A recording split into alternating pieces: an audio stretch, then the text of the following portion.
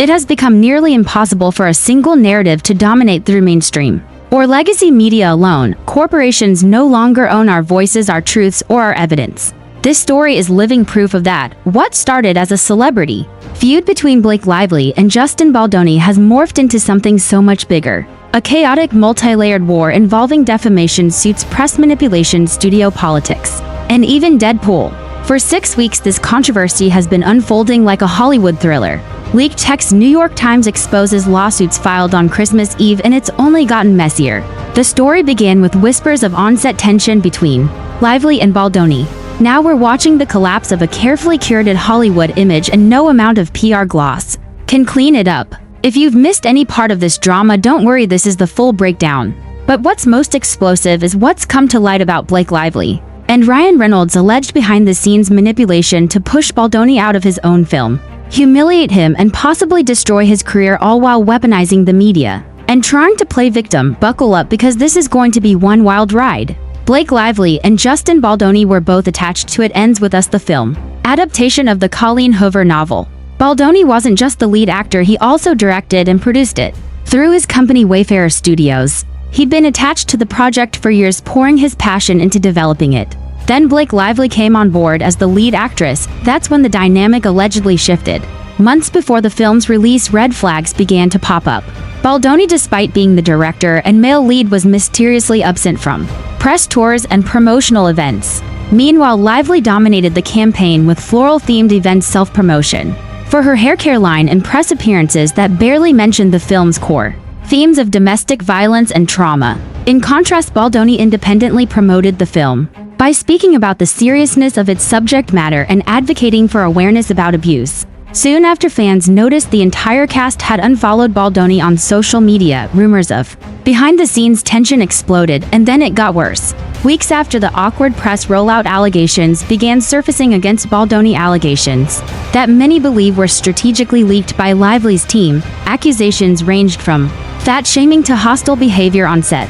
One claim stated that Baldoni asked about Lively's weight, something later revealed to be medically relevant due to his back injury, as he needed to ensure he could safely lift her for a scene. Then came the New York Times bombshell, a full expose including selectively leaked text messages and disturbing allegations. In a lawsuit filed by Lively on Christmas Eve, she accused Baldoni of sexual harassment, creating a hostile work environment, forcing unwanted sex scenes into the movie, refusing to hire an intimacy coordinator, and even showing women a video of his wife giving birth, allegedly in a graphic and inappropriate way.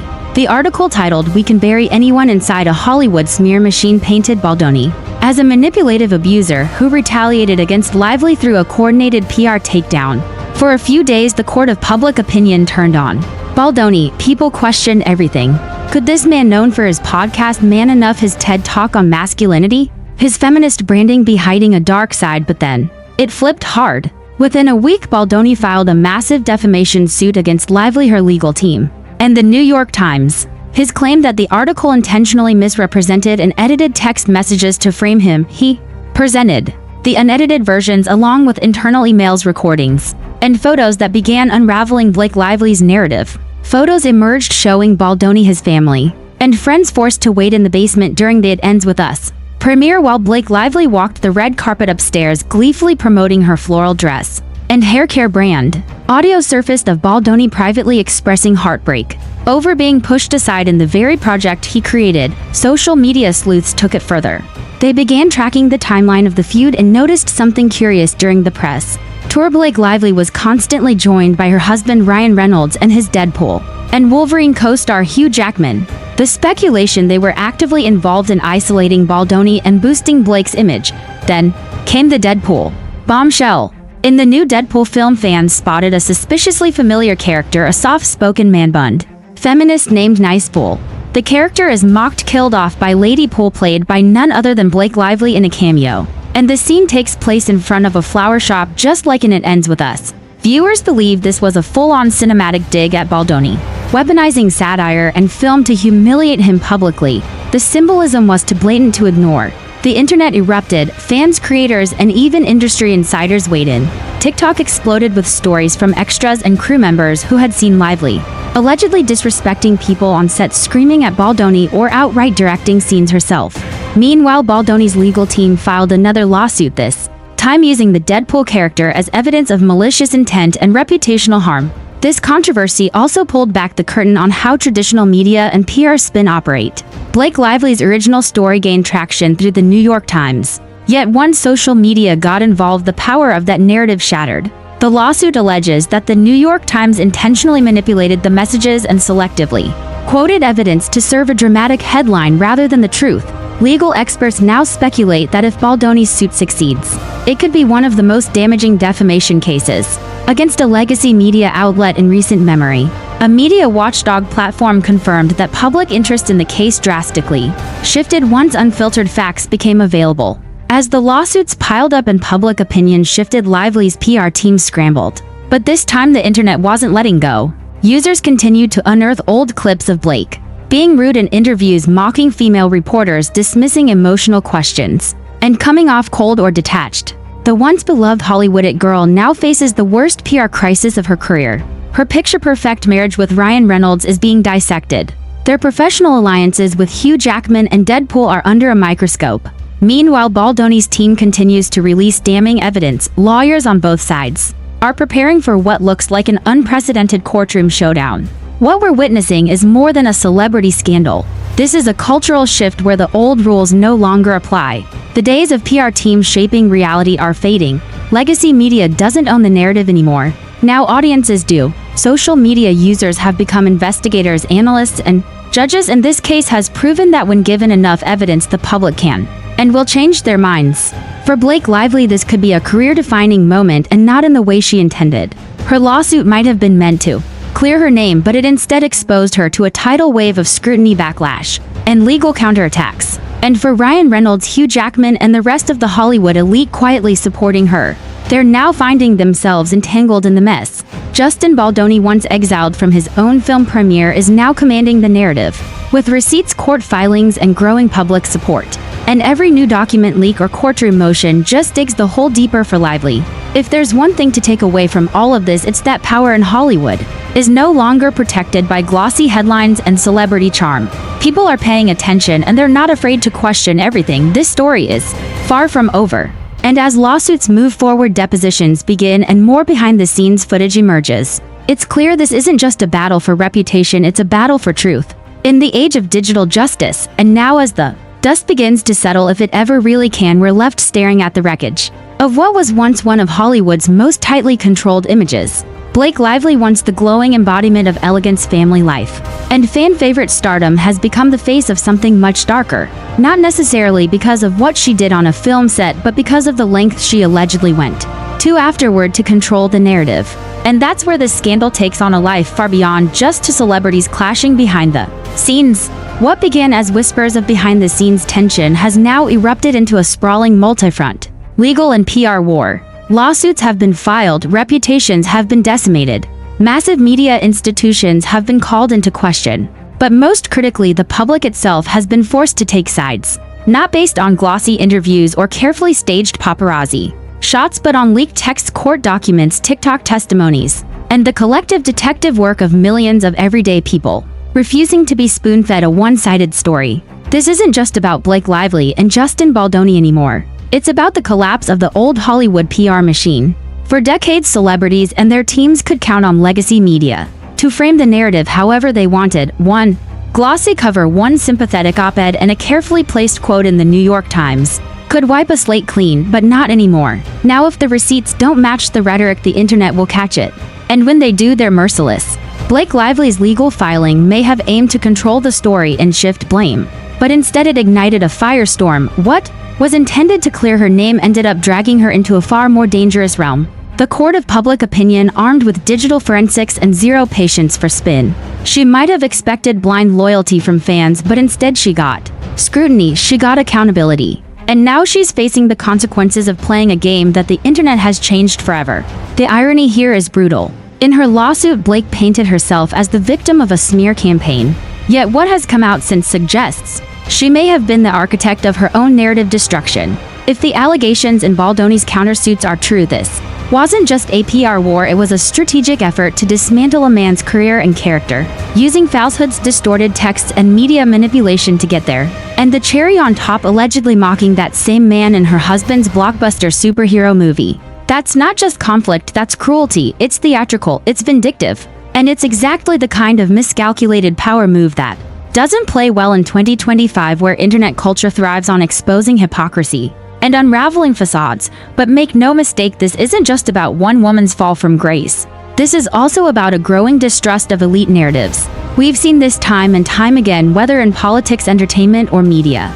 People are waking up to the fact that what they see on TV and headlines, or in carefully filtered Instagram stories, isn't always real. And in that realization, a new kind of power is being born, a power that comes not from studios, agents, or reporters, but from collective observation, grassroots evidence, and unrelenting online communities. Justin Baldoni, for all his flaws, became the surprising symbol of that shift. He didn't release a documentary. He didn't go on a sympathy tour. He just dropped the receipts. He responded through legal filings and hard evidence. He let the facts speak louder than emotions. And in doing so, he found himself lifted by a public tired of being gaslight by celebrity PR machines.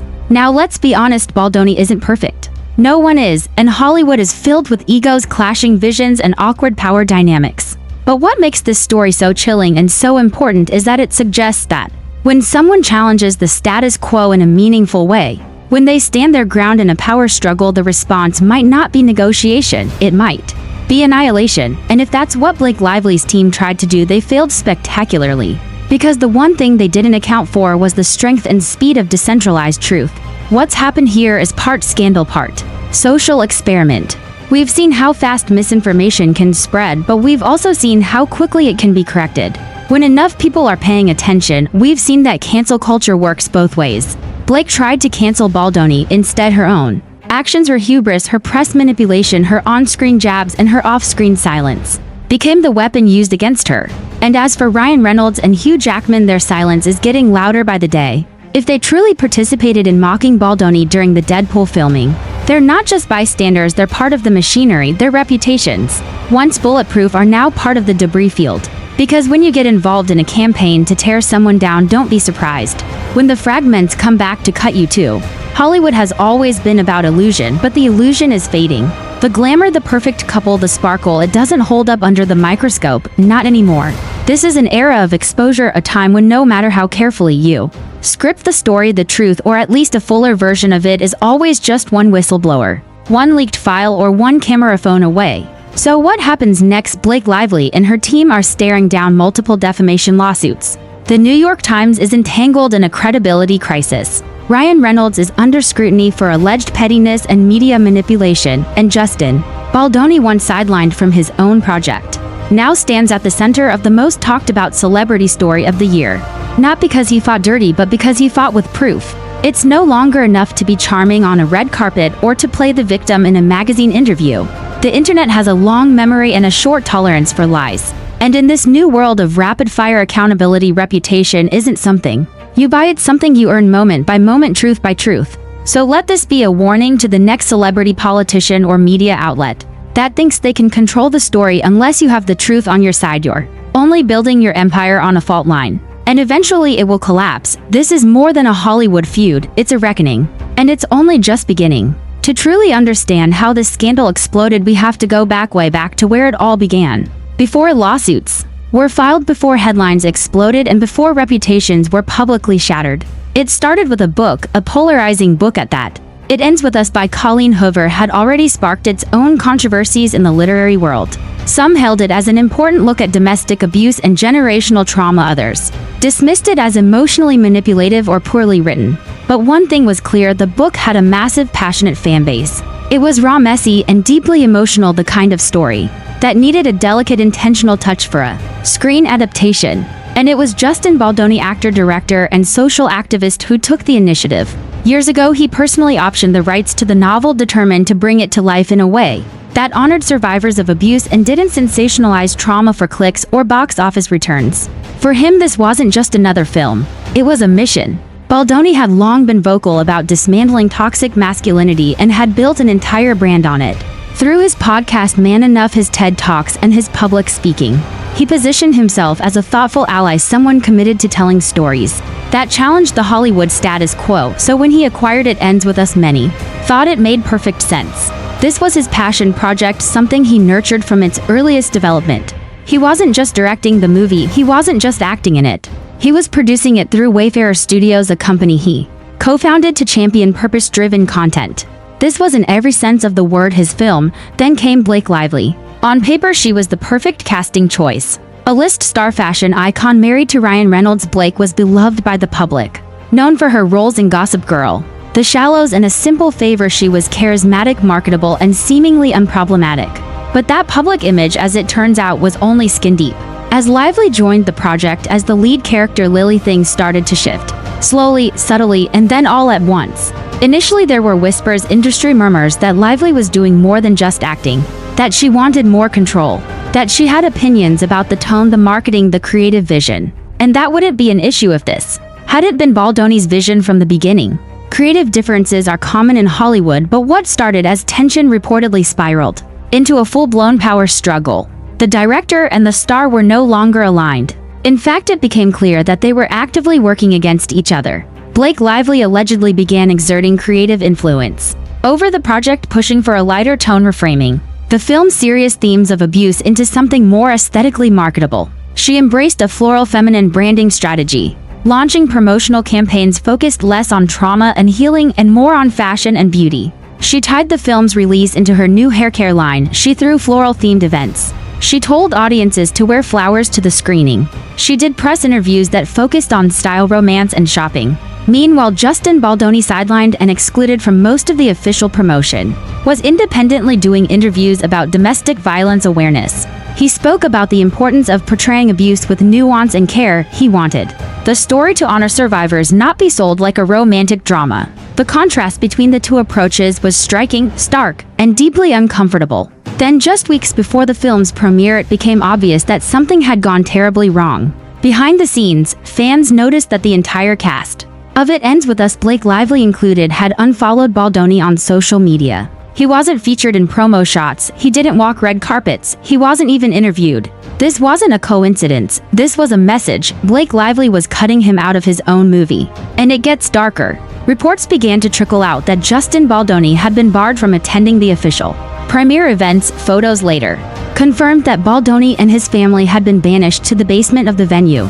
During the film's debut, he sat with friends and relatives on top of water jugs watching from a monitor, while Blake Lively walked the red carpet upstairs in a sequin floral gown, beaming for cameras, smiling for stylists, promoting her products.